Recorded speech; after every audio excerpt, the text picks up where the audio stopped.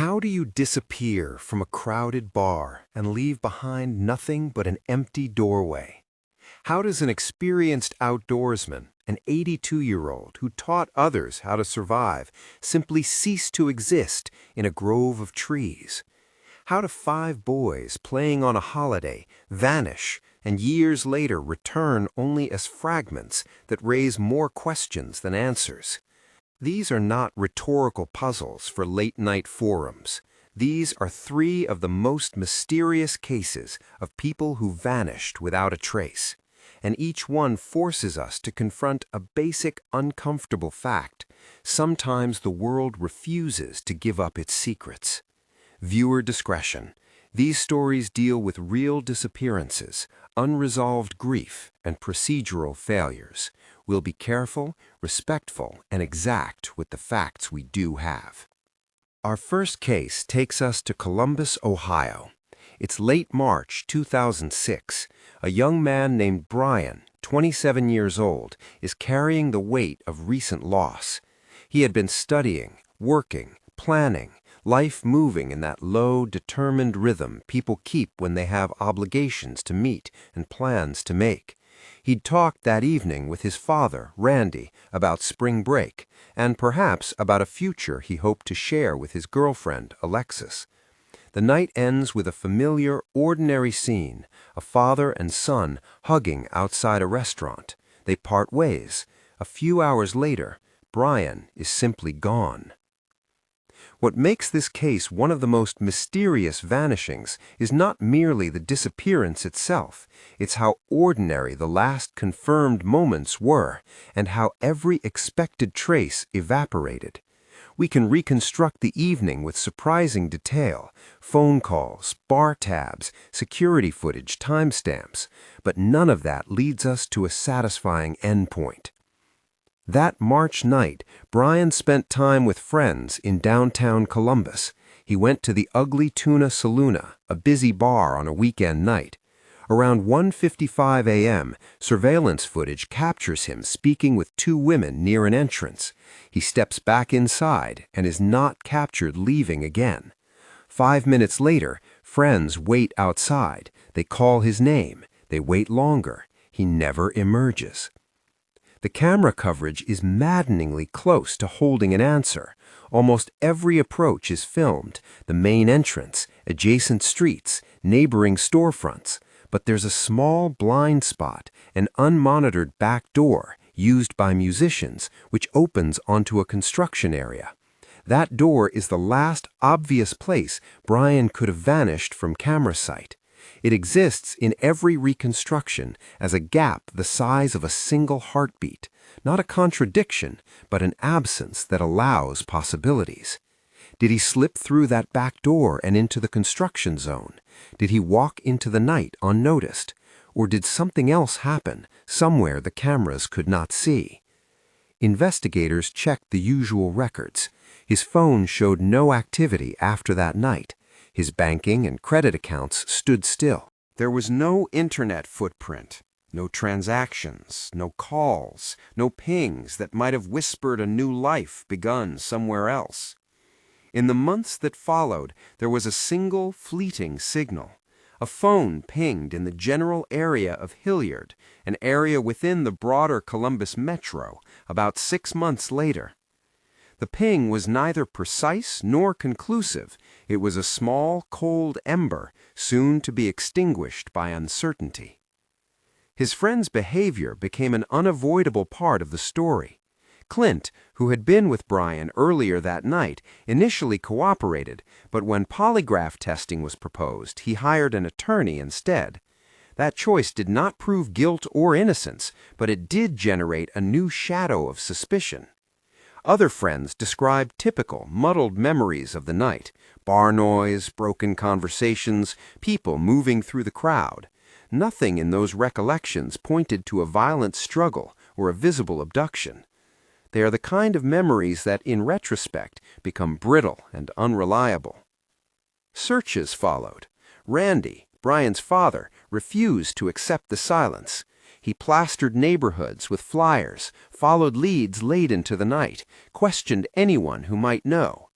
Years of small hopes and false leads can calcify into something harder than grief, an obsession to seek, to demand answers, to keep a presence alive in the world that all evidence says has moved on. Randy's determination became a quiet public ritual, posters, phone calls, an unending series of evenings spent looking.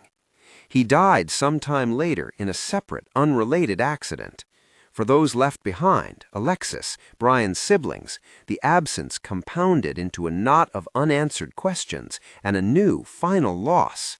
The man who searched stopped searching, and the person they were seeking remained missing, not deceased in any confirmed record, not found in any way that allowed for mourning to be fully processed. There are three broad possibilities that every investigator and every family member comes back to when everything else is unknown. One possibility is that Brian chose to leave, to start fresh, to create distance, to escape the grief of a recent bereavement. People do this, sometimes impulsively, sometimes carefully. But leaving comes with practical demands: new identity, money, communication. None of those signs ever emerged. No support structure appeared to take him to a new place. No calls, no bank activity. For a man embedded in a community with family and a girlfriend, that theory strains against the silence. A second possibility is self-harm.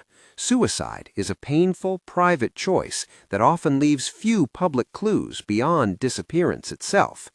But in Brian's case, there was no location, no note, no evidence either in person or in digital records to suggest where or how such an act would have been carried out. And the apparent vitality of his relationships, plans with family, and engaged social life made it difficult for some close to him to accept that as a likely outcome. Still, we must not dismiss it. It's one avenue investigators must consider when no trace is found. The third possibility is foul play. This is the hypothesis people find most unsettling because it suggests violence, coercion, hidden intent.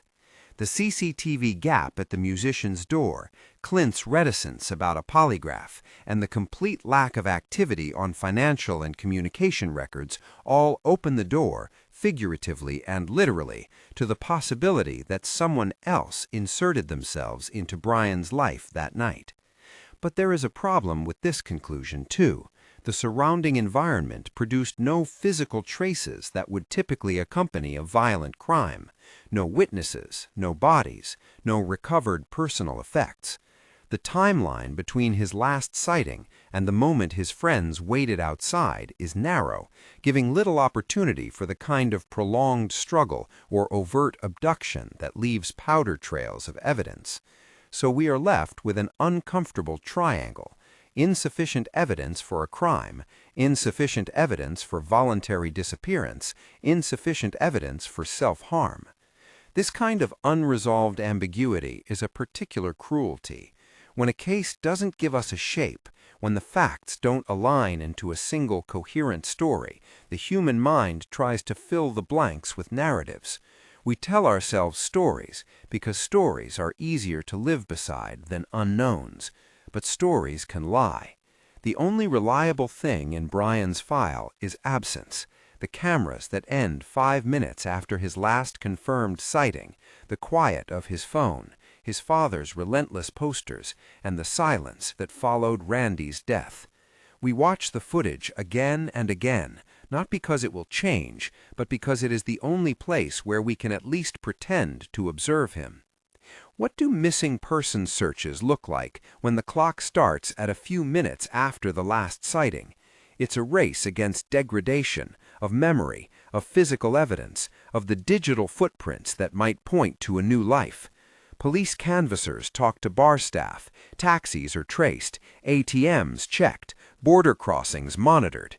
In Brian's case, these standard steps produced no breakthrough. Surveillance cameras in the surrounding streets showed doors, but not him. The musician's door, a small operational convenience for a busy venue, became a massive blind spot because no one anticipated it could hide a disappearance. It is a reminder that our modern world, so drenched in cameras and digital records, still has seams and gaps where someone can vanish if the right sequence aligns. We also have to contextualize interpersonal behavior in these nights. People make strange choices when alcohol and bravado mix with grief. Conversations snap and reform. A decision to step outside for air can look, in hindsight, like an irreversible choice. Friends sometimes misremember who went where and with whom. That is not an alibi, it is explanation.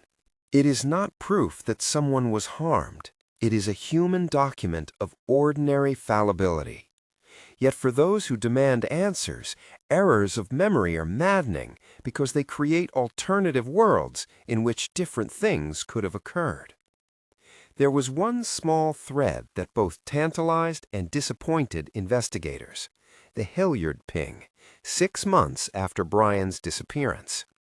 A phone tower record can place a device in a general area, but towers serve wide arcs.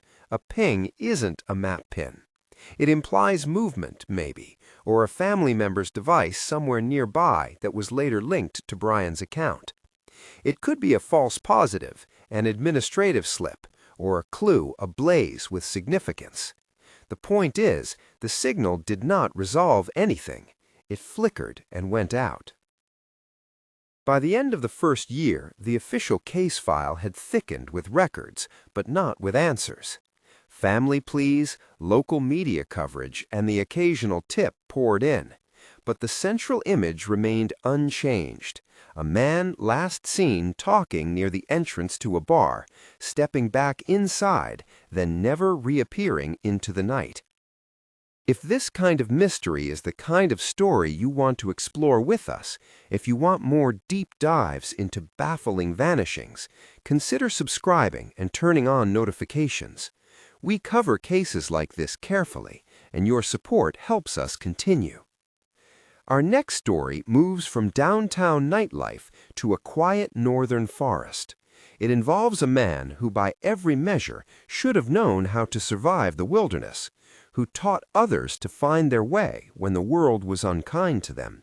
And yet, he vanished with the same eerie completeness as Brian.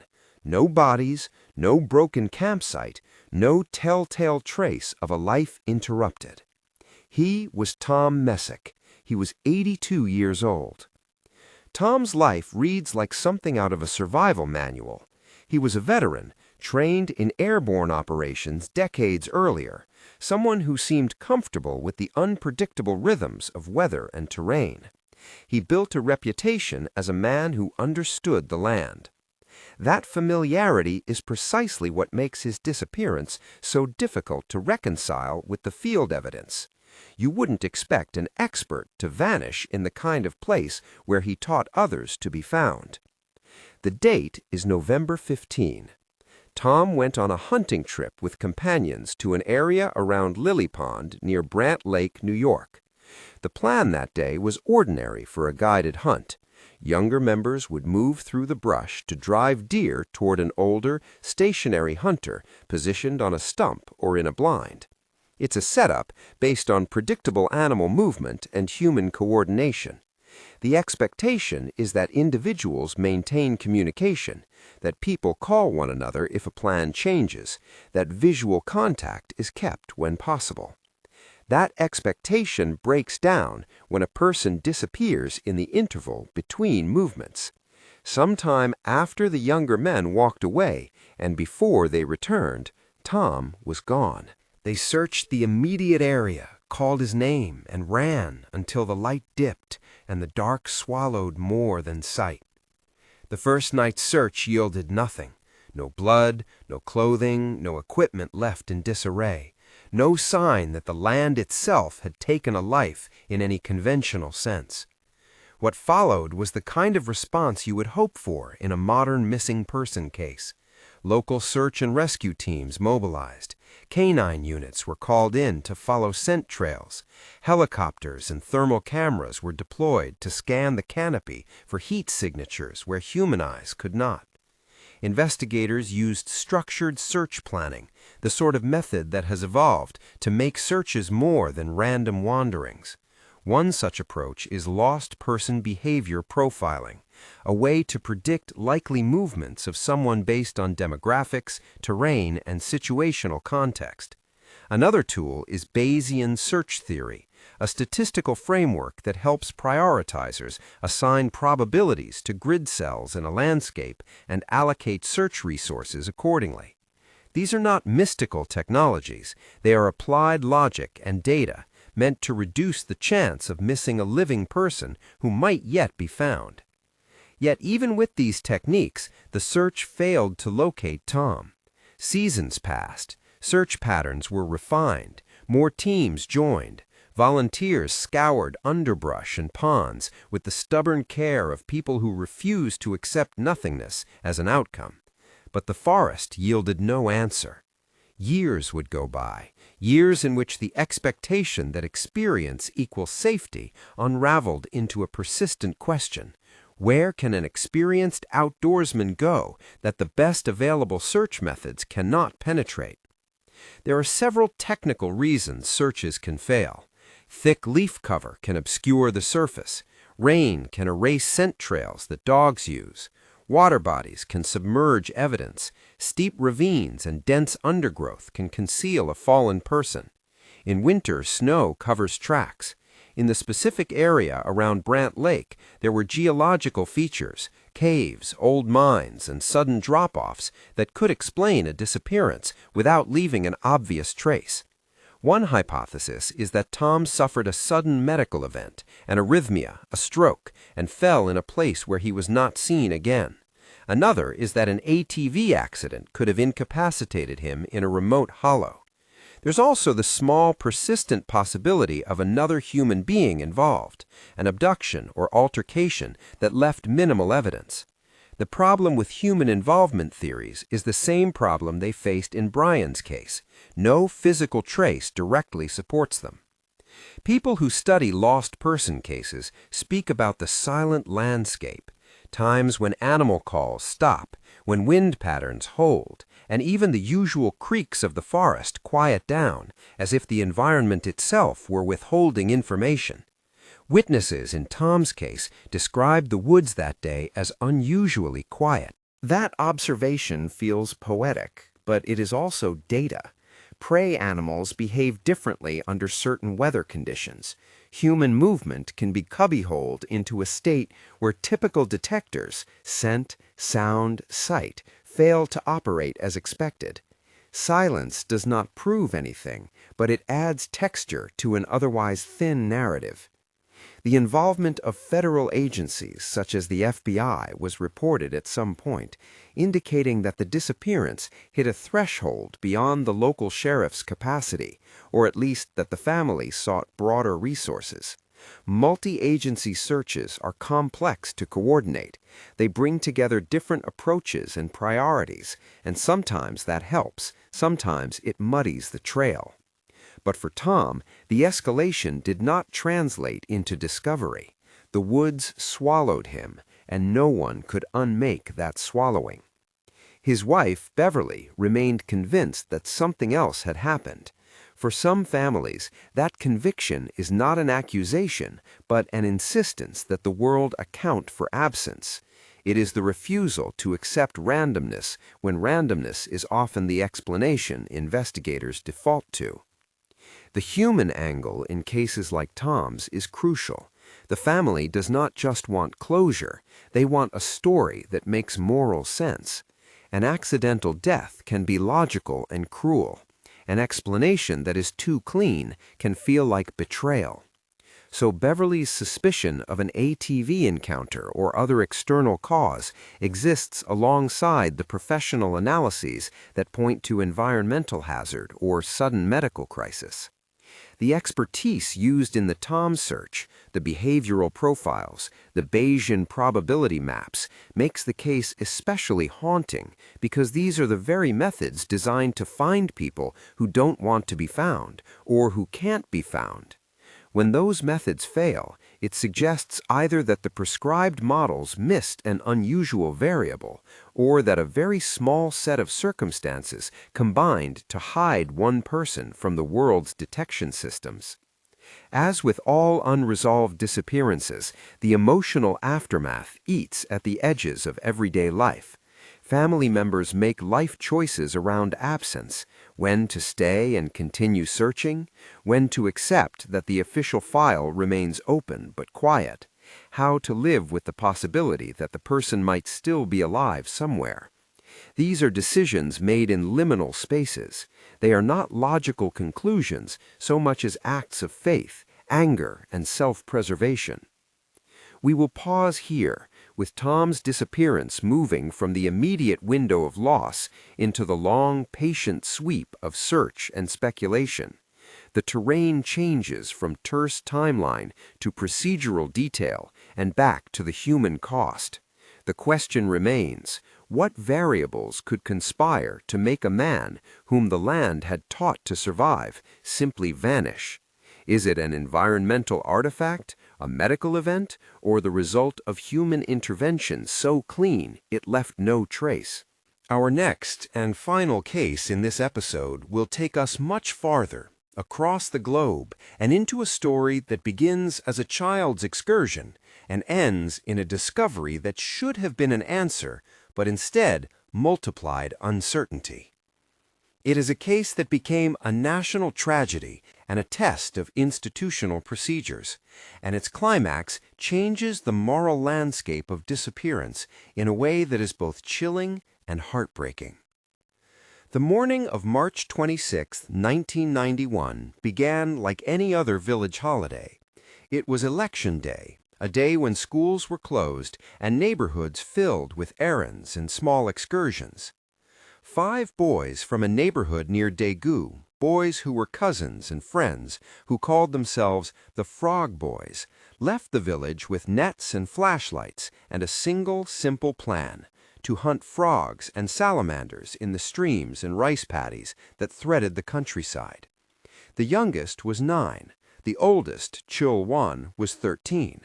They were neither unusual nor reckless. They were boys who knew their neighborhood and trusted the short walk to favorite haunts. When they did not come home that afternoon, the first assumption made by some officials and even a few neighbors was that they had run off, boys being boys, up to a prank or a local quarrel. That assumption would prove consequential. Initial police responses were slow and, in the eyes of many families, dismissive. The narrative of runaway children shaped the early days in ways that later investigators and grieving parents would bitterly regret. A delay of hours can become months in a missing person timeline. It can mean the difference between evidence recoverable and evidence erased. As the community realized that the boys were genuinely missing, the story ballooned into national attention. Volunteers from the village and beyond combed the fields and mountains, calling names, wading streams, peering into culverts.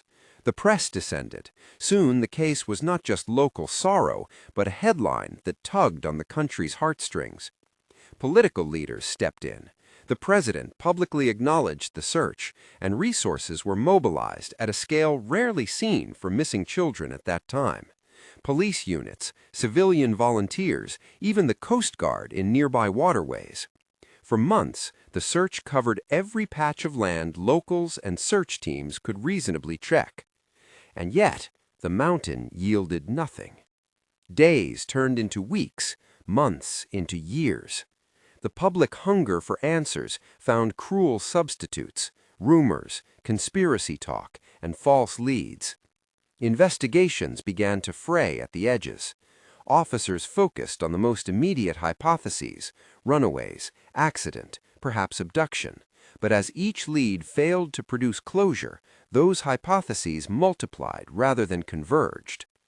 Around 11 years later, 2 men walking on Mount Waryong discovered skeletal remains.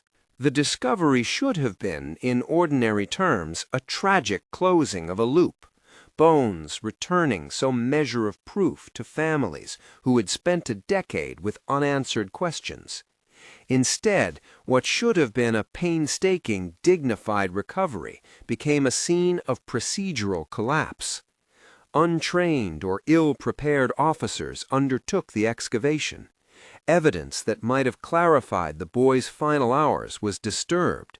Bones from different locations were mixed. Context was lost. In forensic terms, context is everything. Where a bone is found in relation to clothing or terrain can speak to sequence and mechanism. When that context is collapsed by poor excavation, the evidence loses its voice. Families were told later that in the process of collecting remains, material from one site had been commingled with material from another. Some of the remains could not be reliably assigned to an individual boy. That practical failure had moral consequences that still reverberate, a communal sense of outrage, and a loss of the quiet rituals that give grieving meaning. Initial official statements attempted an explanation, the elements, exposure, a tragedy of the outdoors. But as forensic work advanced, sporadically and not always under ideal conditions, more troubling findings emerged. Bullet fragments and blunt force trauma were reported among the skeletal material. Some skulls showed signs consistent with impacts suffered prior to death. Clothing items that had been tied together, a detail that suggested an attempt to move or conceal personal effects, contained live bullets within their folds. Those facts were not in themselves a definitive narrative. They were, however, facts that demanded careful, serious investigation. Importantly, these findings existed alongside an institutional pattern that raised as many questions as the physical evidence. Mount Waryong's summit housed a military shooting range, an active training area used by infantry units. Locals had long noted the proximity of military training grounds to the rural terrain where children played. Some observers asked whether stray rounds or training exercises might have intersected with civilian spaces. Others wondered whether the boys could have been exposed to danger related to the base. These are not accusations, they are lines of inquiry investigators considered, or in the view of many critics, should have considered more deeply. What followed in the public record is a picture of partial investigations, missed opportunities, and legal battles.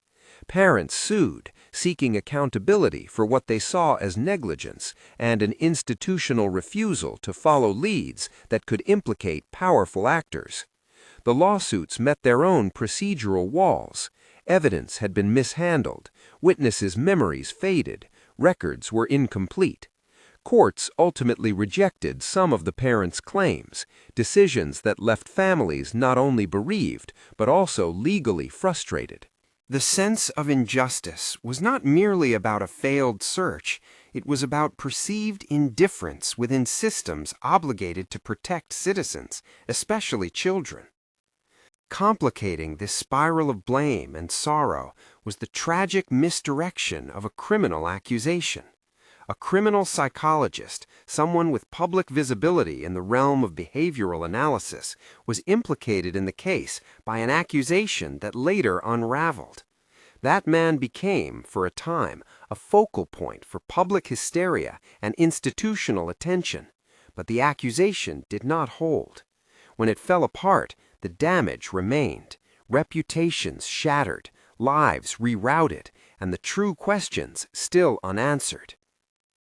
In the most practical terms, the mixing of remains had a final, devastating consequence. Because bones could not be confidently assigned to individual children, and because families were rightfully demanding respect and certainty for their loved ones, authorities ultimately performed collective measures. The remains were cremated together in a manner that denied families the chance for a private identification, individualized burial, and the rituals that might have provided even a trace of closure. For parents who had lain awake for a decade imagining the contours of a child's life, the inability to bury a child as an individual, a named person with a history and a body, was a second wrenching loss. The Frog Boys case stands apart from Brian's and Tom's in one crucial way. It produced physical remains, but rather than resolving the mystery, that discovery amplified it.